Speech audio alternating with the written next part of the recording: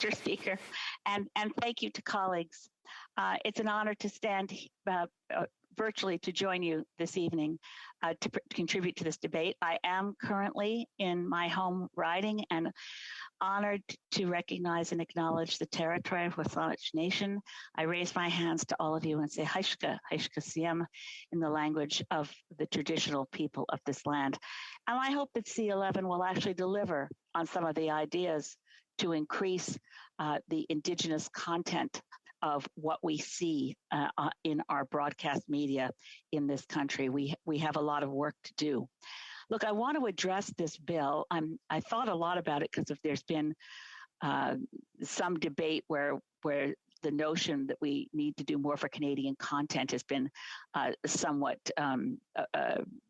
ridiculed because there's Canadian content in things like A Handmaid's Tale, and why would we think that needed more Canadian content? Just for fun, I looked up some of the things that one could think of as Canadian content that never were, like Dudley Do-Right. I grew up with Dudley Do-Right, the accident-prone Canadian Mountie, who of course had nothing to do with Canada. It was produced by the people who did Rocky and Bullwinkle.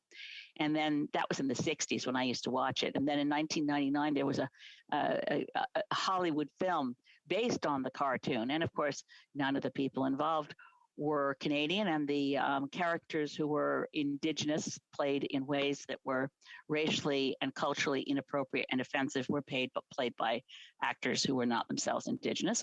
But I mean, you can go way back if you want to look for Mounties. You can find Nelson Eddy and Jeanette MacDonald from the 1930s with a score from Oscar Hammerstein, including Indian Love Call. I mean, the absurdity of thinking for 1 minute that a Canadian Mountie makes a show Canadian, or that the inclusion of an Indigenous character makes it appropriate, it's laughable. We really do have to pay attention to raising up Canadian content. I share with colleagues in a country, much smaller populations than Canada, like Norway or Denmark, have really extraordinary hit programs that people watch, even if they have to put up with subtitles to watch Borgen or to watch the Occupied film, a series. These things, Canada has amazing talent, and it's time to make sure that we're not undermined by online streaming. So I'm very sympathetic to many of the goals of this bill. Because the Broadcasting Act itself, and these are amendments to the Broadcasting Act, protects freedom of expression. We're not going to lose freedom of expression, but that doesn't mean I don't have some concerns that I share with other members here. I do want to thank Paul Manley, by the way, because as former member of Parliament for Nanaimo Ladysmith, he took on all the workload of Bill C-10, which involved a lot of time developing amendments and being stuck in committee where nothing was moving. And then we had an election. So I did want to get out a public thank you to Paul. Look, I'm just turning to the things that I think really need work. The whole piece around the community element needs work. The broadcasters within community radio, community television, and the role of community really want that community element definition fixed. And one of the key concepts that I hope the committee will take on is, and listening to community broadcasting, is to make sure that community broadcasting is understood by its definition in C-11 to be understood as fully community run. It's a really important point, and we want to take that forward. I will be working in committee as a non-member of committee to get some of these amendments made so the Act really protects community-run content. I also am concerned, frankly, about the overreach criticisms, the overreach of CRTC authority that we should really look at. I'm not sure where I come down on this yet, Mr. Speaker, but Michael Geist is a really knowledgeable expert around media, and he is concerned that there would be an increased and expanded CRTC authority.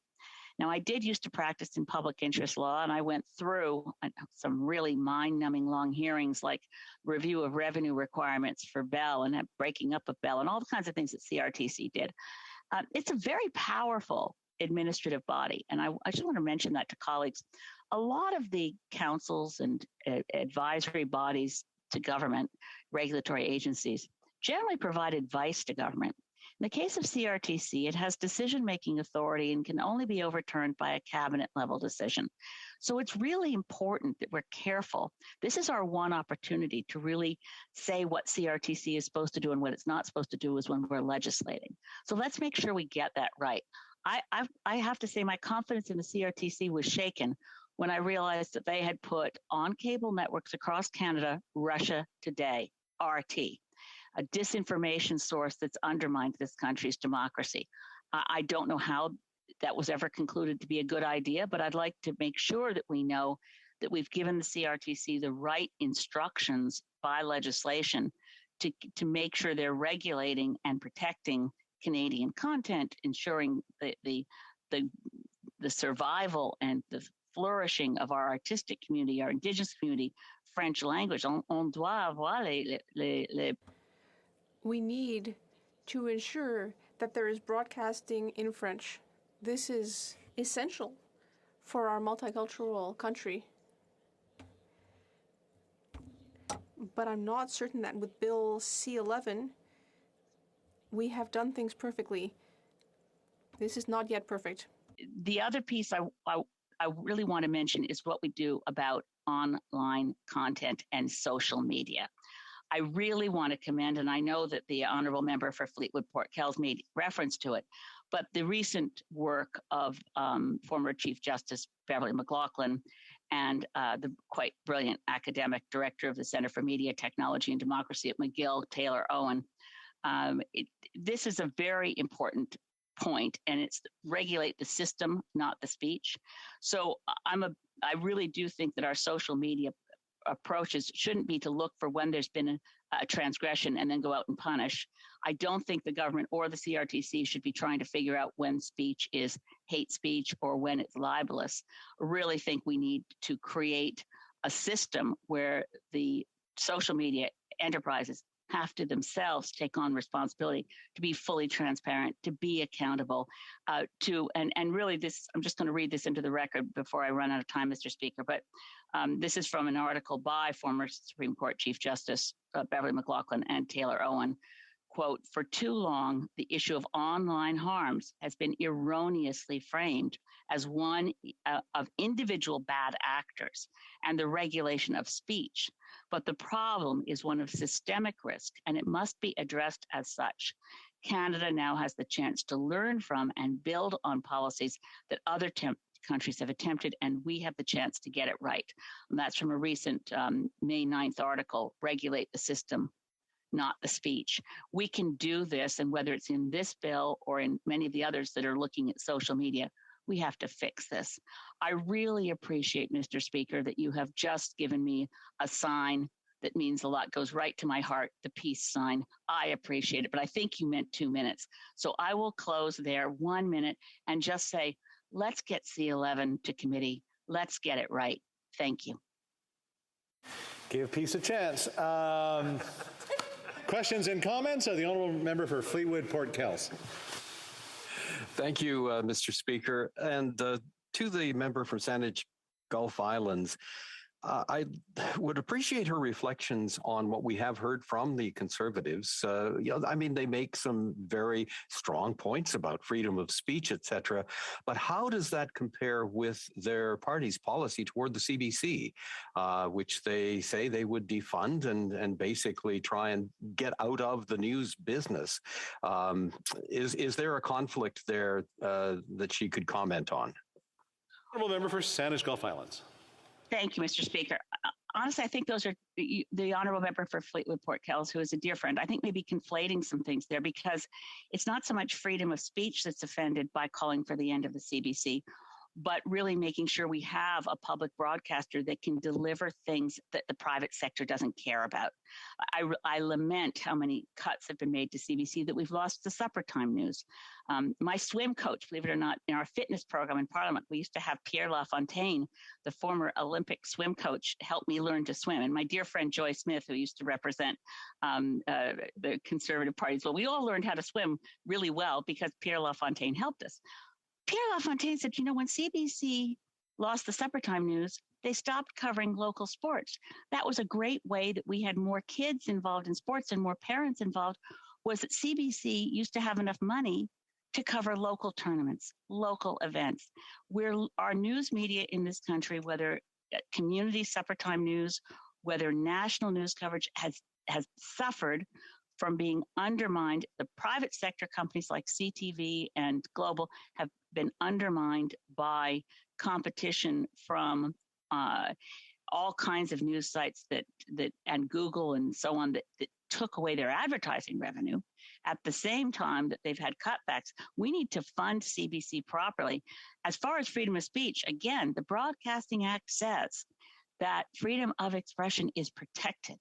That's clear. The charter protects freedom of speech, but nobody has the right to yell fire in a crowded theater.